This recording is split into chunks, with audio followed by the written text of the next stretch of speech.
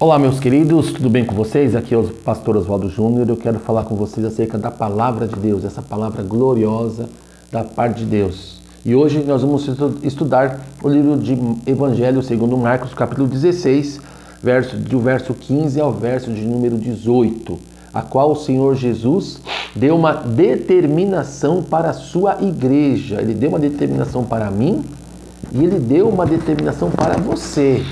Amém, querido? Estou só ajeitando meu microfone aqui, me perdoa.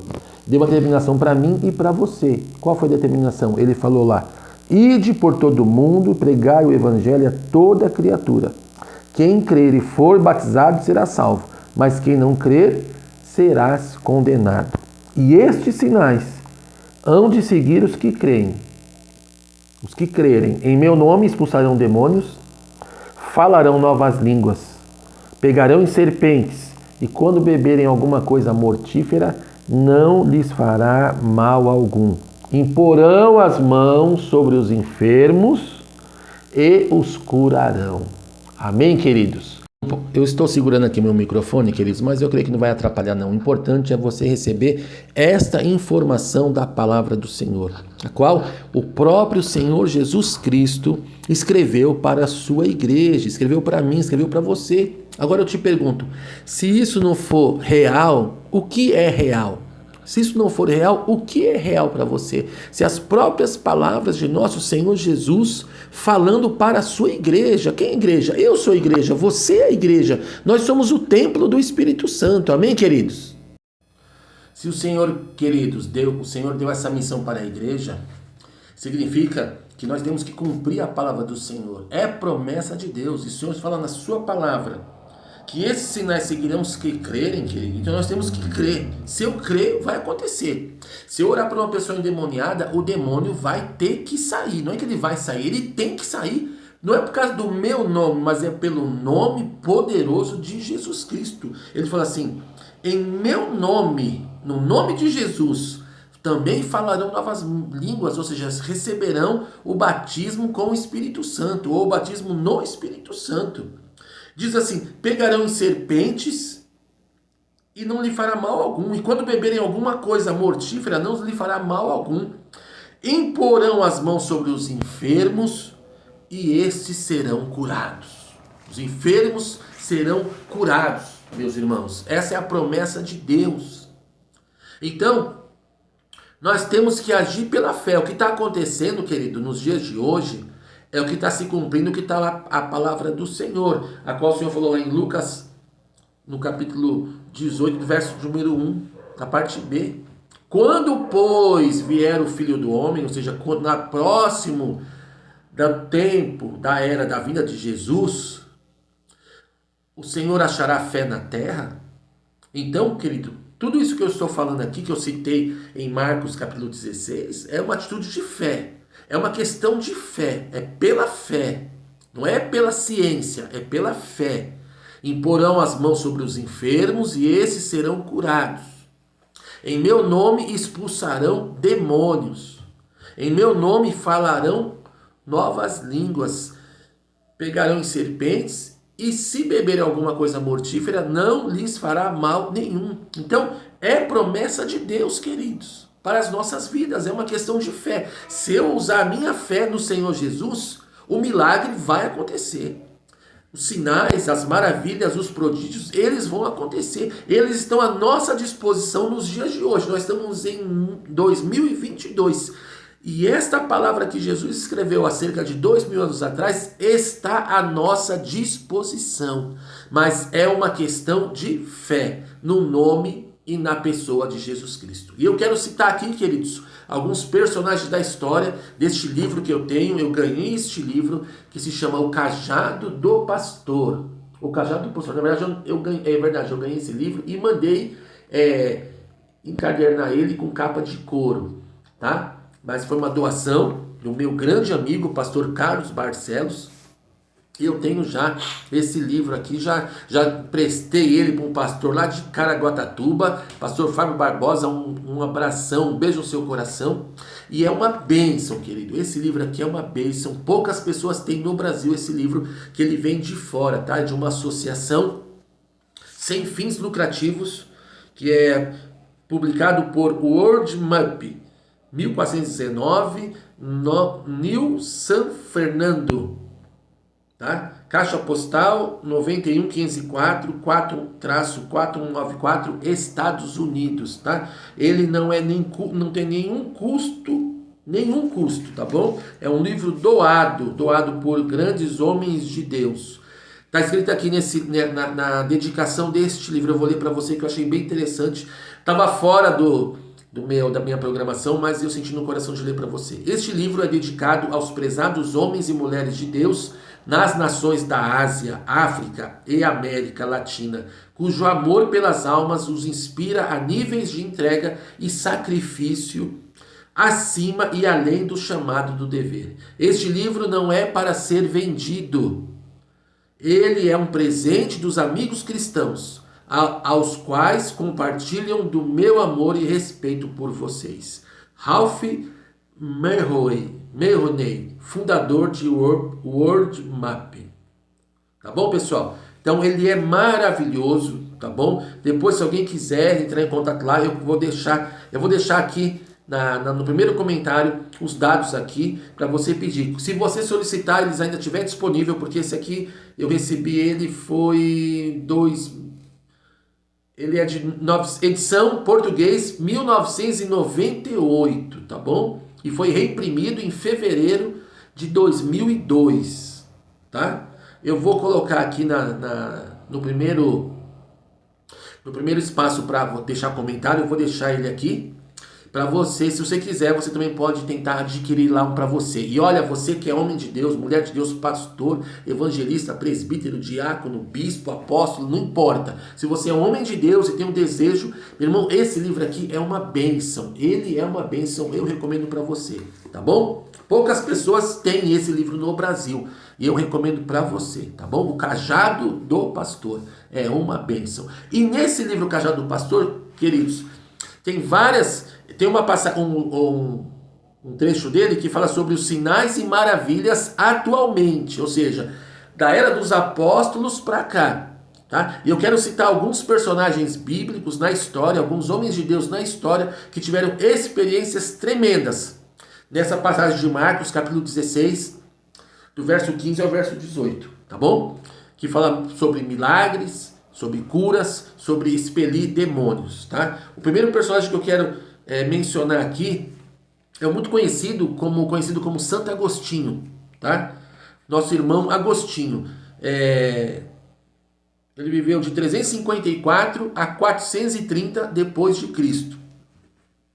E diz assim: o mais famoso de todos os patriarcas da igreja primitiva escreveu: ainda fazemos o que os apóstolos fizeram ao impor as suas mãos sobre os samaritanos, pedindo que o Espírito Santo viesse sobre eles durante a imposição de mãos. Espera-se que os convertidos falem com novas línguas. Agostinho serviu como bispo de Hippo. Ele foi batizado por Ambrósio em Milão na Páscoa do ano de 387. No final de sua vida, ele escreveu A Cidade de Deus, entre 413 a 426. Ele argumenta que os milagres que aconteceram,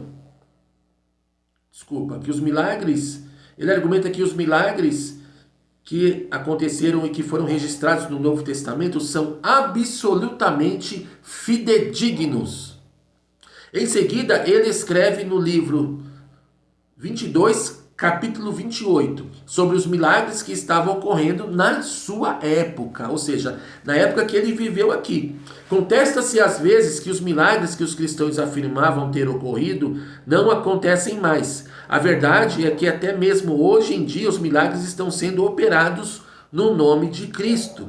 Às vezes por meio de seus sacramentos e às vezes por intercessão dos seus santos. Lista de milagres. Ele coloca aqui, então, Agostinho fala sobre os milagres que aconteceram. Um homem cego cuja visão foi restaurada. O bispo Inocente de Cartago, curado de fístula retal. Inocência de Cartago, curada de câncer de mama. Um médico de Cartago, curado de gota. Um ex-artista teatral de Curcubis, curado de paralisia e de uma hérnia no escroto. A cura de Espério, um dos vizinhos de Agostinho, cujas enfermidades eram causadas por espíritos malignos. Um garoto endemoniado curado, depois que o demônio arrancou o seu olho e o deixou pendurado por uma pequena veia, como se fosse uma raiz. A pupila que estava negra tornou-se branca. Uma garotinha de Hippo liberta de demônios. Florencio de Hippo, o qual orou pedindo dinheiro e recebeu. A ressurreição de uma freira.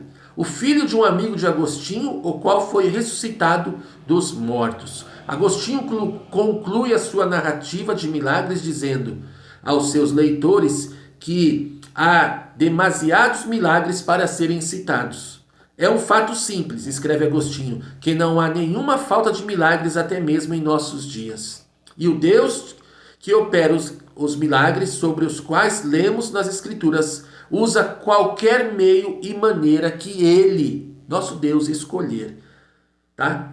Continuando. Ele, Agostinho, foi contrário à teoria da cessação. Ou seja, falam que após os apóstolos, o tempo dos apóstolos, cessaram os milagres. Ele contesta essa tese. Ele se opôs emergentemente à teoria da cessação dos dons carismáticos, os dons espirituais, como uma reação exagerada ao que alguns achavam ser extremismos do montanismo. Ele se opôs à ideia de que os milagres e a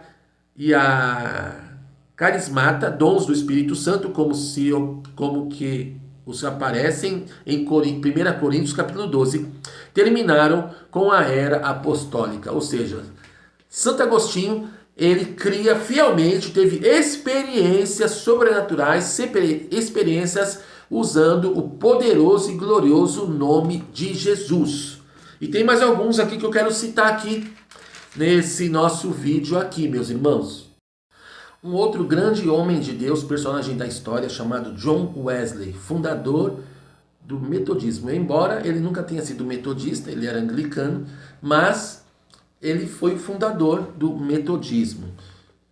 Pessoal, ele viveu entre 1703 a 1791. John Wesley foi fundador da Igreja Metodista. Em seu diário ele escreve: quarta-feira, 15 de agosto de 1750. Refletindo num livro peculiar que eu havia lido nesta jornada, o engano geral dos cristãos com relação à profecia, fiquei plenamente convencido de que outrora eu havia suspeitado, que os montanistas no segundo e terceiro séculos eram cristãos genuinamente bíblicos, e que a principal razão pelo qual os dons milagrosos foram tão rapidamente retirados não foi somente o fato de que a fé e a santidade quase foram perdidas, mas também que os homens ressequidos, formais e ortodoxos começaram até mesmo a ridicularizar quaisquer dons que eles próprios não tivessem e a censurá-los todos como sendo uma loucura ou um embuste. Então vejam, pessoal, existe uma forma peculiar para que a ação dos dons do Espírito Santo viesse a agir até mesmo nos dias de hoje. Em primeiro lugar, sempre no nome glorioso e poderoso de Jesus. Mas em segundo lugar, pessoal, é importante você ter uma vida com Deus. Uma vida de fé e santidade. Que diz aqui, ele está se referindo aqui, queridos, que quase foram perdidas. Então, ou seja, existe um agravante, né? Ou seja, a Bíblia fala, sem santidade ninguém verá o Senhor. Então nós temos que ter uma vida de santidade, uma vida de separação para Deus, para que Deus venha nos usar. Amém, queridos? Queridos, e John Wesley, ele ainda vai mais além. Ele fala, os dons são para hoje. Isso no tempo dele. Ele diz assim, escreveu uma carta a Thomas Church em 1746, onde ele afirma, contudo, não tenho conhecimento de que Deus tenha, de alguma maneira, impossibilitado de exercer o seu poder soberano de operar milagres, de qualquer tipo ou nível, ou em qualquer era, até o fim do mundo. Ou seja, não existe nenhum... Você conhece algum versículo que diz que a era dos milagres cessou, foi somente até os apóstolos? Não me recordo, ele diz, de nenhum versículo bíblico onde sejamos ensinados que os milagres deveriam estar confinados ao limite da era apostólica ou da era cipriânica ou de qualquer outro período. Nunca observei, nem no Antigo Testamento, nem no Novo, absolutamente nenhuma insinuação desse tipo. São Paulo disse uma vez, de fato, com relação a 2 dos dons milagrosos do Espírito, no sentido de, penso eu, ele dizendo, de que um teste seja geralmente subentendido. Havendo profecias, falharão. Havendo línguas, cessarão. No entanto, ele não diz que estes ou qualquer outros milagres cessaram até que a fé e a esperança cessem também, até que todos eles sejam tragados na visão de Deus. E ele diz assim, um testemunho: orando por uma jovem endemoniada, nós a interrompemos, invocando Deus. Continuamos em oração até depois das 11, quando Deus, num só momento, falou paz em sua alma. Ela se uniu a nós no cântico de louvores a Ele, ao qual havia aquietado o inimigo e o vingador. Página 130. Passei pela casa de William Sherwood. Tanto ele quanto sua esposa estavam doentes e na cama, com poucas esperanças de recuperação. Contudo, após a oração, criei que não morreriam, mas que viveriam e declarariam a benignidade do Senhor. Na próxima vez que os visitei, ele estava sentado no andar de baixo e sua esposa já podia viajar. Página 146. Quando saí de Smeaton, o meu cavalo estava mancando tanto que ele quase não conseguia colocar a sua pata no chão. Depois de cavalgar mais de 11 quilômetros, fiquei exausto e a minha cabeça estava doendo mais do que havia doído durante meses. Foi aí que pensei, será que Deus não pode curar os homens ou os animais de alguma forma, ou até mesmo sem usar nenhum intermediário? Imediatamente, John Wesley diz, imediatamente o meu cansaço e dor de cabeça cessaram, como também a coxeadura do meu cavalo no instante seguinte. E ele não mancou mais naquele dia, nem no dia seguinte. Louvado seja o nome de Jesus. Deus é bom, queridos. Deus é maravilhoso. Creia no poder de Deus. Creia nas suas promessas. Deixa Deus usar a sua vida, meu irmão. Deixa Deus usar a sua vida. Os milagres são para os nossos dias. Assim como foi com os apóstolos, assim como foi Santo Agostinho, assim como foi com John Wesley, também é na minha e na sua vida. Louvado seja o nome do Senhor. Outro personagem aqui, maravilhoso, querido. Charles Finney afirmou: recebi um poderoso batismo no Espírito Santo. Nenhuma palavra pode expressar o maravilhoso amor que Deus derramou em meu coração. Chorei audivelmente de alegria e amor, e não sei mais, deveria dizer que literalmente berrei os inexprimíveis borbulhões do meu coração. Charles Spurgeon, do livro A Vida de Charles Spurgeon, de Russell Cowley, página 77.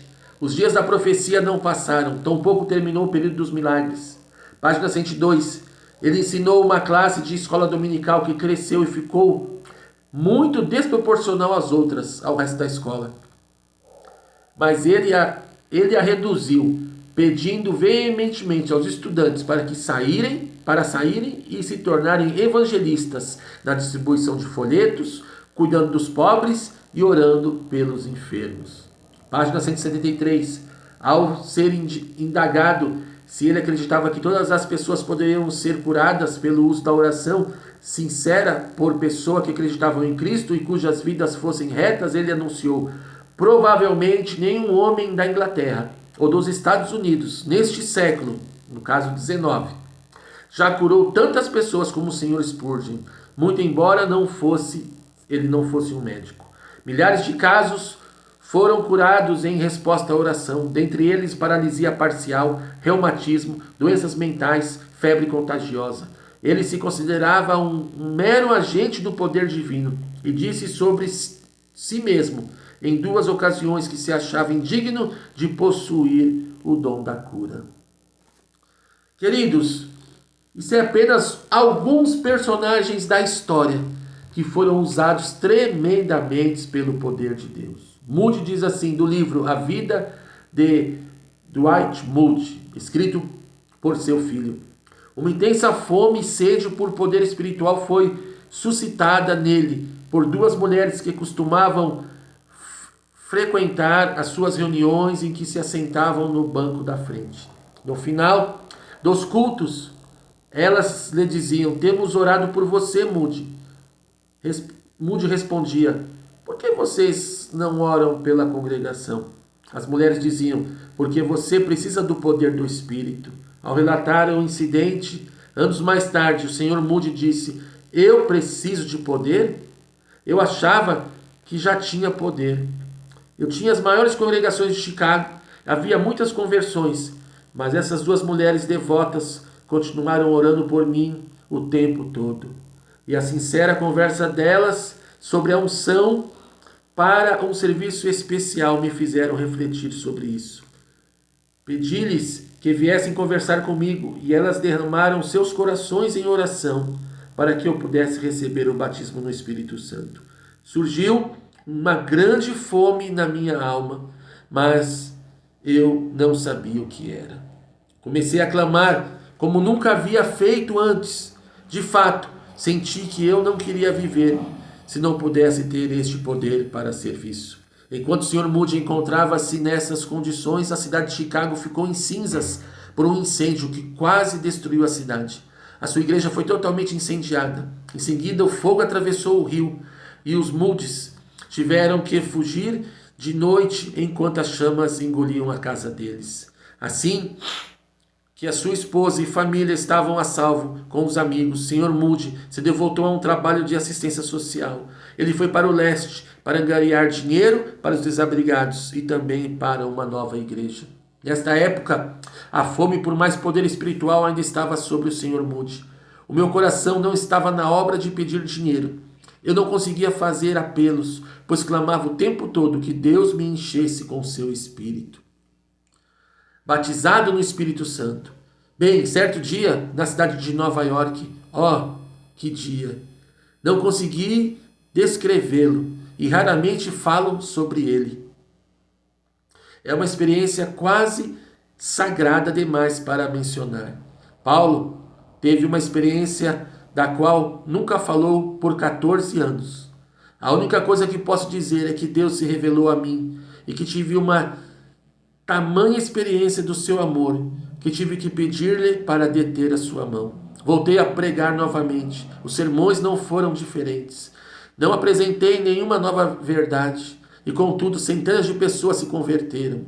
E eu não voltaria onde me encontrava antes de ter esta abençoada experiência, mesmo se você me desse o mundo inteiro. Seria como a poeira da balança. Queridos, essas são experiências tremendas que homens de Deus têm. Então nós precisamos buscar essa experiência em Deus, queridos. Precisamos buscar o fogo do Espírito Santo, incendiar novamente os nossos corações. Incendiar, o Deus usar as nossas mãos. Nossas mãos têm que ser usadas, queridos. Impor as mãos sobre os enfermos, eles serem curados. Se aparecer alguma pessoa endemoniada, perturbada, impor as mãos e esses demônios saírem, serem expelidos pelo poder de Deus. O Dr. Richard Bord, um amigo de Moody, escreveu: quando cheguei nas salas, encontrei a reunião em chamas. Os rapazes estavam falando em línguas e profetizando. O que será que isso significava? O mero fato de que Moody havia estado lá, discursando para eles naquela tarde. Numa reunião em Los Angeles, o Dr. Torrey contou como num dos grandes cultos do Sr. Moody em Londres, ao se levantar para ler as Escrituras, ele começou involuntariamente a pronunciar palavras que nem a sua congregação compreendiam. E o grande milagre da Rua Azusa, queridos, para encerrar esse vídeo. Rua Azusa, 1906. Em 1905, Charles Parham mudou para sua escola de Topeka, Kansas, para Houston, Texas. Lá, William Seymour, um evangelista negro, ingressou na escola. Ele adotou o ensino sobre as línguas, mas não o experimentou em Houston. Em 1906, Sermon foi convidado para falar numa pequena igreja, Nazarena, para negros em Los Angeles. Em 1º de abril de 1906, Sermon falou em línguas. O pequeno grupo logo ficou maior que a casinha da ladeira Burning e mudou-se para o antigo estábulo na Rua Azusa, número 312. Sermon foi a figura central do reavivamento da Rua Azusa. O reavivamento continuou por 3 anos e meio na Rua Azusa. Havia cultos 3 vezes por dia, de manhã, de tarde e à noite. O falar em línguas era uma atração principal, mas a cura dos enfermos não vinha muito atrás. Sermon era o pastor da congregação, que se constituía tanto de negros quanto de brancos, até a sua morte em 1929. Os peregrinos da Rua Azusa eram comuns e vinham de todas as partes do mundo. Temos aqui testemunhos de Irineu, Agostinho, Lutero, Wesley, Finney, Spurgeon, Moody e muitos outros. Todos eles provaram que a teoria da cessação está errada. Aleluia! Louvado seja o nome do Senhor, querido. A teoria da cessação dos milagres está errada. Ela está à nossa disposição também nos dias de hoje. Basta você pedir para o Senhor incessantemente: Jesus, eu quero ser batizado com o Espírito Santo. Senhor, eu quero ter uma experiência sobrenatural contigo. Meu Deus, eu quero ser usado por ti. Eu quero impor a mão sobre os enfermos e eles serem curados. Eu quero que o Senhor use tremendamente eu na área da libertação. Me usa nessa terra, Senhor, eu me coloco à sua disposição. Eu me consagro a ti, para que o Senhor venha usar a minha vida poderosamente. Faça isso, querido, que você vai ter experiências sobrenaturais com o Senhor. Eu quero orar pela sua vida nesta hora. Feche seus olhos, que eu quero falar com Deus. Meu Deus e meu Pai, em o nome de Jesus Cristo, eu me coloco, Deus, diante da tua presença. Eu quero pedir nesta hora, Pai, visita o teu povo, visita os teus filhos, visita a tua igreja, visita a este irmão, a esta irmã, a esta pessoa que está assistindo este vídeo, Pai. Que ela tenha um encontro real e verdadeiro contigo. Que ela venha ter hoje um reavivamento, uma restauração da sua fé. E que ela receba os dons do Espírito Santo sobre a sua vida. Aquilo que foi falado em Marcos, no capítulo 16, do verso 15 ao verso 18. Que ela verdadeiramente em Jesus Cristo receba. E recebereis poder ao descer sobre vós o Espírito Santo. Ide por todo o mundo e pregai o evangelho a toda criatura. Quem crer e for batizado será salvo. E esses sinais seguirão os que creem no meu nome. E Jesus disse: e pôr a mão sobre os enfermos e eles serão curados. Falarão novas línguas e expulsarão os demônios. E se beber alguma coisa mortífera, não lhe fará mal algum. Que cada um que está assistindo agora receba o toque de Deus. Receba o Espírito Santo de Deus, sejais batizados em nome de Jesus. Senhor, abençoa o teu povo, a tua igreja, em nome de Jesus. Meu querido, receba essa palavra da parte de Deus para a sua vida e que você continue ou passe a ser a partir de hoje um instrumento nas mãos de Deus. Que Deus te abençoe. Nos ajude, querido, na expansão do Evangelho. Nos ajude se inscrevendo nesse canal, compartilhando esse vídeo com o maior número de pessoas. E que a palavra de Deus seja pregada em tempo e fora do tempo. E que as pessoas sejam curadas e abençoadas pelo Senhor. Salvas em nome de Jesus. Deus abençoe a todos. Até o próximo vídeo. Um abraço e um beijo no seu coração. Amém.